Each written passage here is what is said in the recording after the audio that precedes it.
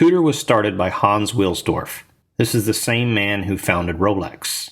And by the time Rolex had become a huge success, Hans had this idea. He wanted to create a watch brand that had the same quality and reliability as Rolex, but at a price that regular people could afford. So in 1926, the name Tudor was officially trademarked by a watch dealer working with Wilsdorf.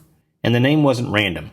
Wilsdorf chose Tudor as a nod to the Tudor dynasty. This was the royal family that ruled England for over a century. The period of time in which they ruled was known as the Golden Age, because it was full of exploration, craftsmanship, and stability. And these are all qualities that Wilsdorf wanted people to associate with his new watch brand. So the first watches with Tudor written on the dial showed up in the early 1930s.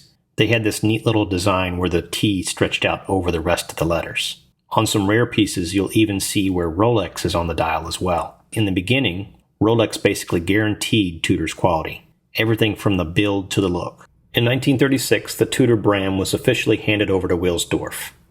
Around that same time, the company started using the rose symbol on its dials. The rose was the sigil of the Tudor house, and it sat inside of a shield, symbolizing a mix of strength and beauty.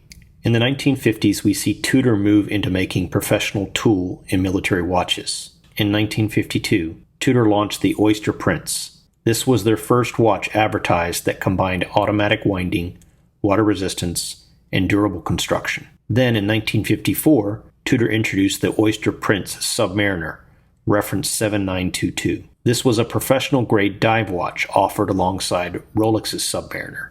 As Tudor moved into the 70s and 80s, they moved away from using the rose as their logo and transitioned to using a new shield logo. The shield symbolized strength and reliability, aligning with the tool watch imagery Tudor was building, while also paying respect to the royal imagery they had used previously. Unfortunately, this was a time period where Tudor began to struggle.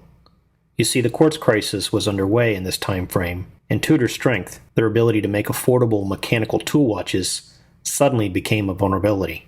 You see, quartz watches undercut Tudor's pricing and precision advantages, and unlike their parent company Rolex, Tudor had to compete directly in the same price segment as quartz watches. Now, Tudor survived the quartz crisis, but it lost massive market visibility. And by the late 1990s, Tudor had virtually disappeared from the US market. Now, fortunately, Tudor has seen a huge revival in the last 20 years. In the 2000s, Tudor relaunched globally as a heritage-driven, mechanical-only brand, and they have seen huge success with their new Black Bay and Pelagos product lines, which have re-established the brand in the watch industry.